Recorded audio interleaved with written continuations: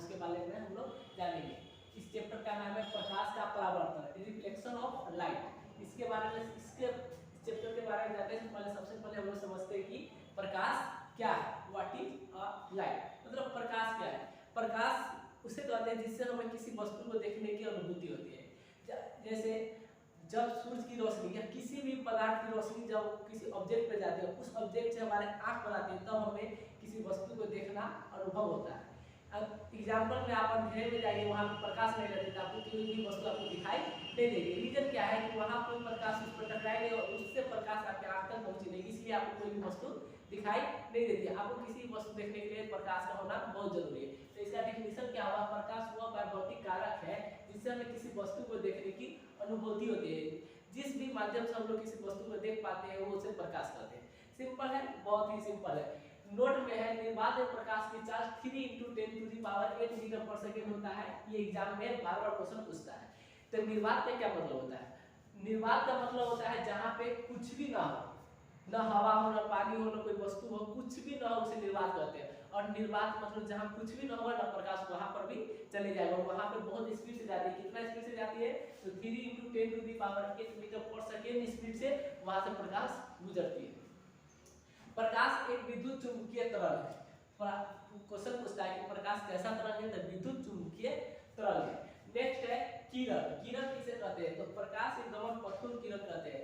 मतलब जब कोई भी चीज जहां से प्रकाश निकलती है उसके बीच के जो रास्ते होते हैं उसे हम लोग किरण कहते हैं। आप लेजर लाइट देखे होंगे, लेजर लाइट जब यहाँ से बाहर आ जाता है और ये जिस पॉइंट पर जाता है, जहां से बाहर और जिस पॉइंट पे गया, इसके बीच की जो दूरी होती है, जो डिस्टेंस होती है, उसे हम लोग किरण कहते हैं। तो प्रकाश द्वारा तय की गई दूरी को हम लोग किरण कहते हैं।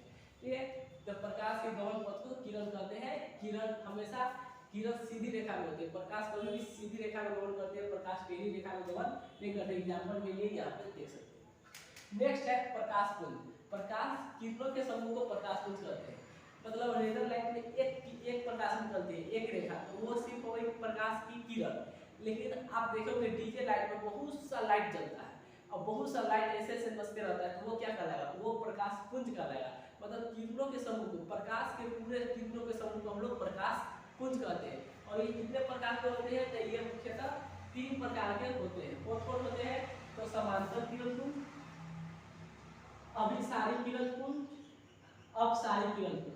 और ये तीनों को हम लोग अभी बारी बारी से समझेंगे। एक बच्चा कमेंट करता है कि सर गर्मी के दिनों में साइकिल या गाड़ी का टायर क्यों फट जाता है?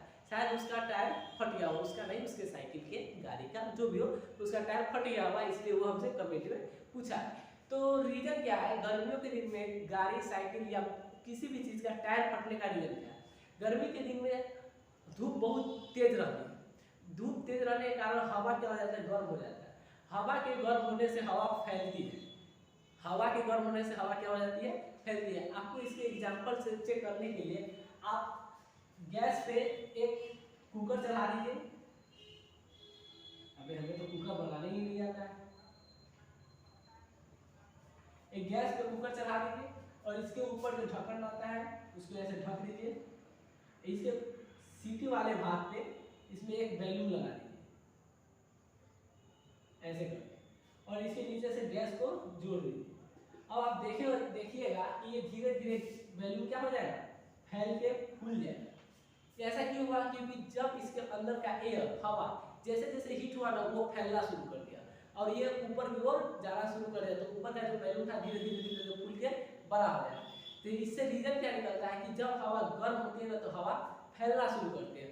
और गर्मी के दिन में जिस भी साइकिल, गाड़ी का टायर में पहले से ही हवा दिया होगा कस के, अब वो गर्म होगी जब वो लंबी सफर तय करेगी, या धूप में वो हवा गर्म हो जाएगी टायर का, तो वो गर्म होगी। गर्म होने के बाद वो फैलना चाहिए कि भैया हम गर्मी लग रहा है, हम फैल ले। तो फैलने के बाद देखेगा कि इसमें तो जगह है ही नहीं टायर में, तो क्या करेगा? जगह नहीं, कोई बात नहीं, फाड़ दो। तो क्या करेगा? टायर फट जाता है और सारा हवा वहां से निकल जाता है। तो गर्मी के दिनों में साइकिल हो, गाड़ी हो या कोई भी हो, बाबू उसमें साइकिल, गाड़ी में कोई किसी भी टायर में थोड़ा कमी हवा दे तो चलेगा। ऐसा थोड़ी थोड़ा कम दे देंगे तो गाड़ी चलेगा ही नहीं। थोड़ा स्लो चलेगा, दिक्कत होगी, लेकिन टायर तो फटेगी नहीं ना। तो थोड़ा कम ही हवा लेकर गर्मी भर एडजस्ट करना ही पड़ेगा। इससे क्या होगा? जब थोड़ा कम हवा रहेगा ना, तो हवा गर्म भी हो जाएगा, तो उसमें फैलने का जगह रहेगा, तो आपका साइकिल, गाड़ी का टायर फटेगा नहीं और आप दुर्घटना से बच सकते हैं। तो सावधानी बना के चले, साइकिल गाड़ी में गर्मियों के दिनों में थोड़ा कम हवा पे चले, जिससे आपके टायर फटने का दुर्घटना नहीं बनेगा। और भी कोई प्रॉब्लम हो तो आप हमें कमेंट में पूछ सकते हैं। तो समांतर किरण पुंज, पैरेलल बीम ऑफ लाइट, समांतर किरण पुंज, जिस प्रकाश पुंज की सभी किरणें आपस में समांतर, उसे समांतर किरण पुंज कहते हैं। एग्जाम्पल में जैसे शादी ब्याह वगैरह में देखिएगा डीजे एक सीरीज में बांट दिया जाता है, मतलब ऊपर का लाइट भी सीधा जाएगा, नीचे का भी सीधा और नीचे का भी सीधा। तो ऐसे ऐसे अगर रहेगा ये लाइट तो ये सब हो जाएगी समांतर किरण पुंज। तो आप देख रहे हैं यहाँ पे ये सब समांतर किरण पुंज का उदाहरण है। तो जो लाइट एक दूसरे को ऊपर से बढ़ रहा है वो समांतर किरण पुंज कहलाएगा। सेकेंड है अभिसारी किरण पुंज, कन्वर्जेंट बीम ऑफ लाइट। तो वैसा किरण पुंज जो एक बिंदु पर आकर मिले वो सबका सब क्या कहलाएगा, अभिसारी किरण पुंज कहलाता है। जैसे आप लेंस देखे होंगे, अक्षर पढ़ने वाले जो छोटा को जूम करके बड़ा करके पढ़ा जाता है, उसको जब एग्जाम्पल में बता दें कि जब धूप में डालिएगा और उसके नीचे एक पेपर डाल दीजिएगा तो सूर्य का प्रकाश आने वाले सब विभिन्न प्रकाश को एक पॉइंट पकड़ के और नीचे एक पॉइंट निकालता है। यही एग्जाम्पल में समझा लें तो ऐसे करके और ऐसे रहता है और ऊपर का सारा प्रकाश एक पॉइंट पे आता है और यहाँ से एक पॉइंट निकलता है। तो ये किसका उदाहरण हो जाएगा, ये अभिसारी किरण पुंज का उदाहरण है कि सारा प्रकाश एक ही जगह पे आके मिले तो क्या कहलाएगा, अभिसारी किरण पुंज कहलाएगा। जस्ट इसी का अपोजिट होता है अपसारी किरण पुंज, डाइवर्जेंट बीम ऑफ लाइट। अपसारी किरण पुंज क्या करता है, अभिसारी कर रहा था एक पॉइंट में सारा किरण को मिला रहा था और अपसारी किरण पुंज एक पॉइंट पर से सारा किरण को फैला देता है। एक ही पॉइंट पर से सारा किरण विभिन्न दिशाओं में फैल जाएगा। जैसे एग्जाम्पल सूर्य जाता है एक जगह पे और ये इधर भी जाता है, इधर भी जाता है, इधर भी आपके यहाँ मेरे यहाँ सबके यहाँ जाता है। तो ये सूर्य का रोशनी किसका उदाहरण हो जाएगा, अपसारी किरण पुंज का कहलाएगा। ठीक है, और ये लेंस वाला किसका कहलाएगा, अभिसारी किरण पुंज का उदाहरण कहलाएगा। तो आई होप कि आपको समांतर किरण पुंज, अभिसारी किरण पुंज और अपसारी किरण पुंज ये तीनों समझ में बेसिक आ गया होगा। अब हम लोग इसके आगे चलेंगे कि शैडो क्या होता है, आपतित किरण पुंज क्या होते हैं, परावर्तित किरण पुंज क्या होते हैं, इस सब के बारे में हम लोग नेक्स्ट वीडियो में। पारदर्शी पदार्थ, अपारदर्शी पदार्थ, पारभासी पदार्थ और छाया क्या होता है, ये चार चीज को हम लोग समझते हैं। पारदर्शी पदार्थ ट्रांसपेरेंट, जिस पदार्थ से होकर प्रकाश अब आसानी से निकल पाते हैं उसे पारदर्शी पदार्थ कहते हैं। मतलब कुछ ऐसा पदार्थ होता है जिसके पीछे से प्रकाश जब जलाया जाता है तो वो उस वस्तु से उस पार चला जाता है, तो उसे हम लोग क्या कहते हैं, पारदर्शी पदार्थ कहते हैं, ट्रांसपेरेंट। जैसे कांच, कांच से प्रकाश आर पार हो सकता है। जैसे आप कोई बस में ट्रेवल किए होंगे तो बस के खिड़की के अगर नजदीक बैठे होंगे तो ऊपर से धूप आपको लगती होगी, चाहे आप खिड़की का शीशा लगा दिए या खुला रखिए तो भी आपको उसका अनुभव होते रहेगा। नहीं अगर आपको कभी बैठे होंगे कहीं ध्यान नहीं दिए होंगे तो आप इधर चढ़कर बैठकर देख सकते हैं। तो कांच से प्रकाश आवागमन कर सकती है। उसके बाद पानी में भी प्रकाश इस तरफ से उस तरफ जा सकती है और हवा में तो जाती है, मतलब हमारे चारों तरफ वायु है और ऊपर से सूर्य का प्रकाश तो आता ही है, तो समझाते हैं।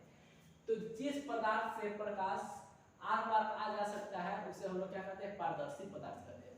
और पारदर्शी पदार्थ जस्ट उसी का अपोजिट उल्टा होता है, मतलब जिस वस्तु से प्रकाश इधर से उधर यानी आर पार नहीं हो सकता उसे अपारदर्शी पदार्थ कहते हैं। तो ऐसा कौन सा वस्तु है जिससे प्रकाश से आर पार नहीं हो सकता है, तो पत्थर, कॉपी, कलम, हमारा शरीर, शरीर से भी प्रकाश उधर नहीं जा सकता है। ठीक है, तो ये सब क्या कहलाएगा, अपारदर्शी पदार्थ कहलाएगा, ओपेक्यू। नेक्स्ट है पारभासी पदार्थ। ये क्या होता है, ट्रांसकुलेंट, मतलब ये ऐसा पदार्थ होता है जिससे प्रकाश थोड़ी सी मात्रा में आर पार जा सकती है, पूरा नहीं जाएगा। मतलब हम एग्जांपल में समझाते हैं कि 1 किलो प्रकाश इधर से भेजेंगे तो हो सकता है उधर 1.25 पुआ चल जाए, 1 पुआ चल जाए, 100 ग्राम चल जाए, मतलब इधर से जितना प्रकाश जाएगा उतना प्रकाश उस तरफ नहीं जाएगा, बीच में इसको रोक देगा और इधर से उधर थोड़ा सा प्रकाश जाएगा। तो इस ऐसा कौन पदार्थ है जिससे प्रकाश थोड़ा सा जाएगा, तो तेल लगा हुआ कागज। आप किसी कागज में तेल लगा देंगे और ऊपर से एक टॉर्च मारिए और नीचे देखिएगा कि जितना टॉर्च से लाइट निकल रहा है उतना लाइट नीचे नहीं जाएगा, लाइट नीचे जाएगा बट थोड़ा सा जाएगा, पूरा लाइट नीचे तक नहीं जाएगा। तो ऐसा वस्तु क्या कहलाएगा, पारभासी पदार्थ कहलाएगा। घिसा हुआ कांच, और कांच हमारे चश्मा में कांच है, शीशा लगा और इसमें घिस जाएगा, रैपर पड़ जाएगा ना, तो इस पर क्या होगी, थोड़ा सा प्रकाश आंखों में चला जाएगा। इसलिए देखिएगा जब कोई भी ग्लास इसको अच्छा से रखता है ऐसे करते हैं, इस पे स्क्रैच नहीं पड़ना चाहिए। मतलब क्या होगा, जब गाड़ी साइकिल चलाएंगे ना तो आगे का लाइट का प्रकाश हमारे आंख में प्रवेश कर जाएगा, जब इस पर खींच जाएगा तो हल्का हल्का लाइट अंदर तक चला जाएगा और हमें एक्सीडेंट वगैरह होने में संभावना बने रहेगा। तो हम घिसा हुआ कांच, तेल लगा हुआ कागज से प्रकाश थोड़ा सा आर पार हो सकता है, ऐसे इसलिए इस वस्तु को हम लोग क्या करते हैं, परिभाषित पदार्थ कहते हैं।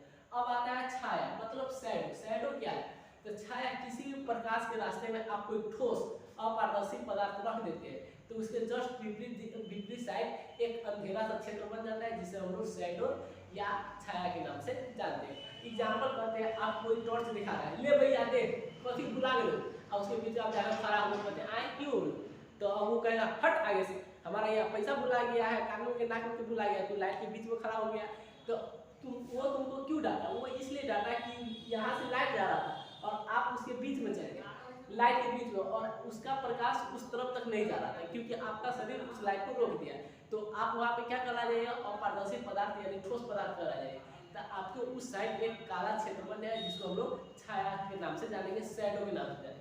इससे नेक्स्ट में हम लोग समझेंगे परावर्तन और परावर्तन ये सब के बारे में हम लोग